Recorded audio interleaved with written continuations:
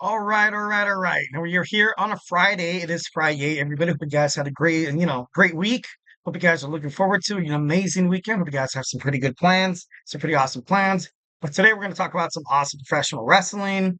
Um, you know, just first and foremost, we got some bad blood happening. We're excited to talk about that. Talk about that in our third segment. First segment, we're going to talk about some SmackDown. Excuse me. We're going to preview some SmackDown, and then second segment, we're going to talk about some my Thursday night wrestling review. We're going to talk about Ring of Honor, TNA as well. Well, TNA, they didn't really have a show, thanks, because of everything that's going down with the hurricane. They kind of mostly had like the best of Slammiversary, so we're going to talk about that. And the third segment, like I said, we're going to talk about Bad Blood. Fourth segment is Shane McMahon going to be all elite by the end of October. I think it's possible. We'll get more into that later. And in our fifth and final segment, something we do every Friday, I give you guys my wrestling news, my Friday wrestling news roundup. Kind of give you guys something to kind of ponder over, over the weekend. So yeah, let's dig on into that. But before we do any of that, I want to remind you guys to hit up the tips and donations link at the GSMCPodcast.net. Shoot me your comments, questions, and concerns, whether you've got a burning question or a hot take in terms of professional wrestling. Just yeah, let me know in the chat. If you have something that you've been dying to share, something you've been trying to get off your chest. Obviously, here at the GSMC Sports Network, we are all ears. This show is all about keeping the conversation going, making sure your voice is part of the mix. So don't be shy. Drop your thoughts inside that chat. And if you really want to make sure your comment, question, or concerns gets noticed, why not use that super chat? It's the $sign below the chat box. Just hit the $sign below, and your message is guaranteed to be featured on the show. Plus, it's a great way to support our channel. Your super chats obviously, helps us keep the lights on, in terms of bringing even more awesome sports content you guys love so much. We are super grateful for each and every one of you guys who joins us here daily on the GSMC Sports Network. Your support makes all the difference. So let's keep the conversation going. Let's send in those super chats, those super stickers, because you guys are super awesome.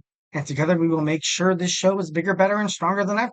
But once again, if the super chat is not your thing, you can always hit up the tips and donations link at the GSMCpodcast.net.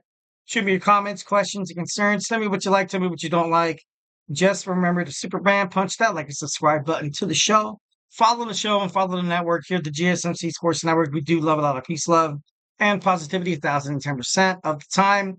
But of course, criticism, feedback is a gift. Obviously, any kind of interaction or engagement from the fans is something that we kind of pride ourselves on. We love to know that you guys are listening first and foremost, and second of all, we love the fact that you guys feel like you can engage in the content. Feel like you guys could, you feel comfortable enough to kind of hit up that chat box, tell us how you're feeling without feeling shy, without kind of getting that oh my god, this there's not really much of like a power dynamic. I am, a podcast on this sports network doesn't necessarily mean that I'm like Mr. Wrestling know-it-all. Like, if you say something, I'll be like, that's so stupid. I'm just kidding. No, like, there's nothing like that. So 1,010%, feel comfortable. This show is all about, I like to kind of compare this show to, like when you go to a bar. Go to a bar, you sit next to somebody, you're kind of having a couple of drinks, and then like, you want to start up a conversation, kind of get something flowing a little bit. And then like, if you're a mad wrestling fan, and then you talk to another guy who's so into wrestling, it's just cool. You kind of have this mutual beneficiary like relationship between you guys where you guys can benefit from talking about professional wrestling, but at the same time, sharing laughs, sharing experiences. Nothing like talking about the Attitude Era days, nothing like talking about the Golden Era. Remember those times when Hulk Hogan was killing it? Also the Ruthless Aggression Era, John Cena. You're a fan or you're not a fan. Randy Orton, Batista, all that kind of stuff. It's just it makes for good conversation. So 1,010% would love to see what you guys, or love to hear what you guys have to say in terms of, in terms of podcasts. So make sure you hit up the tips and donations or hit up that super chat.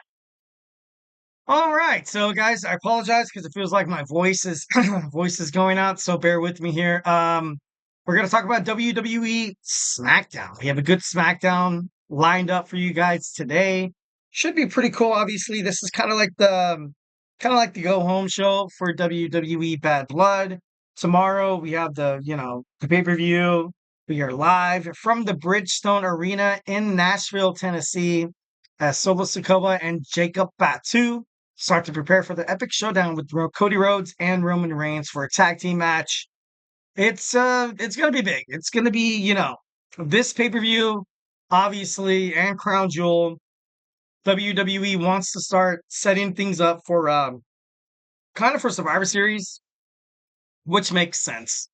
But I just, I feel like Bad Blood has to be good. It has to be good. It has to be amazing. So far, what we have on we have a 5 match layout, which once again, under the Triple H Paul Levesque era, I know quality over quantity is ideal, but I don't know. I feel like at least it should be like 7 matches or 8 or 6. AEW, they do such a good job with PLEs, every title on the line, 8 matchups, number one contenders matchups on there as well. So, as of right now, I feel like WWE, in terms of, selling a PLE, thanks to their growing popularity, they don't really have to take in consideration of what the fans really like. You know what I mean? Like, WWE has been such a huge wrestling conglomeration throughout the decades. Not really have any competition outside of WCW in the early 2000s, late 1990s. Now WWE, they can do whatever they want. You know what I mean? And they know wrestling fans are going to watch. It's like, okay, where else are you going to go? But I would like to see them have more matches on their pay-per-views. I got to be honest. I do. Other than that, it's just a glorified like showing. You have AEW Dynamite doing the 5-year anniversary, having title matches, and it's kind of like that. Or like you have NXT, Bash at the Beach, which happened on a Tuesday, not really on Peacock. And for some strange reason, well, not some strange reason, obviously we know exactly what's going down because as wrestling fans, as a WWE fan, I missed, back in the old days, of course, I grew up during the Attitude Era, during the Ruthless Aggression Era, where there was like 8 matches, and I thought it was kind of cool, kind of like their business, their partnership, their counterpart, the UFC. Um, UFC Fight Night on Saturday nights gets so much attention. They get sell out for pay-per-views. Everybody has watch parties because all the titles are on the line. History is going to be made. Upsets are going to happen, and it's going to be good action. So, once again, maybe like the Gunther Sami Zayn match you could have on there.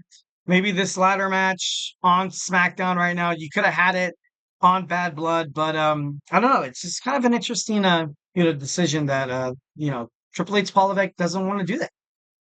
All right, speaking of the ladder match, we have the Bloodline defending their WWE Tag Team Championships against DIY and the Street Profits in a triple threat ladder match.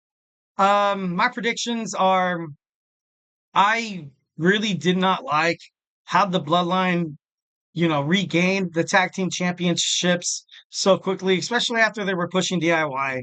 You know, um, I want to see more of a tag team division inside WWE and just having Tamatonga and Tongaloa win the championships right off the bat. It went from like, all right, cool. On SmackDown, we're going to get to see the tag team division kind of blow up a little bit. You know what I mean? Because, Jimmy and Jay don't have the titles. They don't have a stronghold over the titles. Only to give it to the Bloodline again. And also, I didn't think that was a good idea. I thought, should have took a little bit more time. But once again, WWE kind of giving that, and they do this with championships all the time. All the time. When you saw Ethan Page win the NXT World Heavyweight Championship against Trick Williams on not Battleground, I think it was Battleground or Heatwave, you had to have a fatal 4-way match, just for it to make sense. Having something triple threat, fatal 4-way, 5 elimination, 6 tag, whatever. It's just a way for the company to kind of be like, all right, we don't want to show these guys as weak champions, because they don't have to get pinned. So 1,010%, I think this is the right move. This is headed into a pure bloodline showdown, going to happen at Survivor Series. I want to see a tribal combat between Roman Reigns and Solo Sikoa at Crown Jewel. It's speculations are anticipating that The Rock's going to come back, Hikuleo, Maybe oh my god, who is that other guy? I'm not too sure if this horror, of course I'm not trying to be insensitive or anything like that, and I'll keep it brief. This whole Journey Fatu, reported missing and his family is super concerned. If that's the case, obviously, by all means, prayers, condolences to the family. WWE, especially during NXT when you had who was the guy? Brooks Jensen, where his wife was posting on social media saying that he hasn't come home. He's struggling with alcoholism. And then, like, a lot of people were kind of buying it. And even I was. I was like, holy crap, that's crazy. Like, this is real. This is some stuff beyond the ring. I wanted to find out it was just kind of like a ploy. Like, you know what I mean? So I don't know if Journey is going to make his debut. I feel like if Journey makes his debut, Hikuleo was on the schedule. Zila Fatu as well. That was the guy I was thinking of. Zila Fatu also has a chance to make to prove dividends. That's like three new guys in the bloodline, three new people. So 1,010%, you're probably going to get somebody like you're going to see a debut. I want to see a debut. I want to see The Rock come out with another member of the bloodline. Sorry, excuse me. But I don't know. Should be interesting. I doubt he's going to be on SmackDown. So yeah. Okay, moving on. Well, my prediction. I want to see the Street Profits win that match.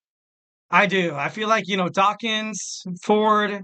Ford is on a whole nother level. Like it's crazy. He belongs in the main event category. I'm sorry. He's in the tag team division. Like I get it. A lot of people are like, you should break up 8 Town Down Under to push Austin Theory, or hey, you should break up the New Day to push Xavier Woods. The person that probably should be pushed the most out of any tag team on WWE, Raw, SmackDown, NXT, it's got to be Montez Ford, man. This guy, when he's in the ring, it's magic. I love him as a main card title holder. He could definitely. Oh my God, he's so talented. You can't take his eye. You can't take your eyes off him when he's inside the ring doing what he does best. That's just. And honestly, if you think about the main card, the main eventers in WWE Smackdown, Cody Rhodes, yeah, I get it. Roman Reigns, I get it. Randy Orton, yes. Three guys. Three guys. LA Knight, no, Ford is better than LA Knight. What about Solo Sikoa? No, Ford is better than that. So in my opinion, it'd be kind of cool to kind of see Montez Ford kind of jump into the singles. If, push like another tag team, not a breakup. Once again, you don't really have to break up the tag team to kind of have one guy kind of stream off singles competition. But that's the WWE modus apparatus. The tag team partner gets jealous. The tag team partner stabs the other one in the back, be like, "Oh, you're better. You think you're better than our tag team? You don't gotta, you lower yourself, tagging me inside." Like it's not like that. And I feel like WWE should definitely give Montez Ford like a nice little push. I feel like that'd be awesome. Michin against Chelsea Green in a dumpster match. Not really much to get into, especially I don't think Michin's going to win. I think Chelsea Green picks up the victory here. I think this is one of the first ever women's dumpster match. I'm not too sure. Don't quote me on that.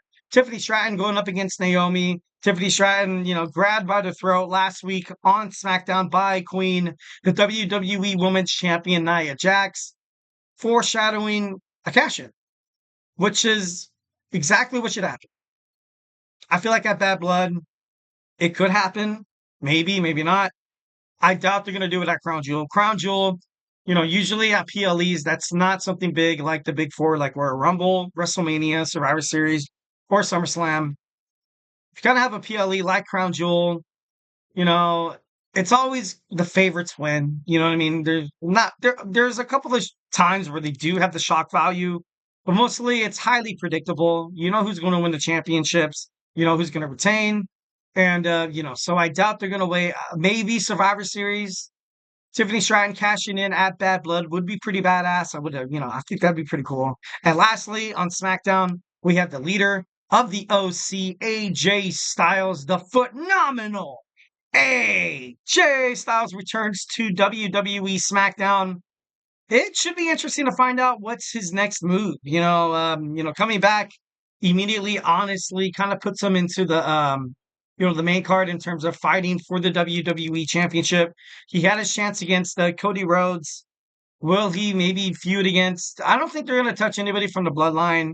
I feel like AJ Styles is going to come back, maybe challenge the LA Knight. That's a huge possibility as well.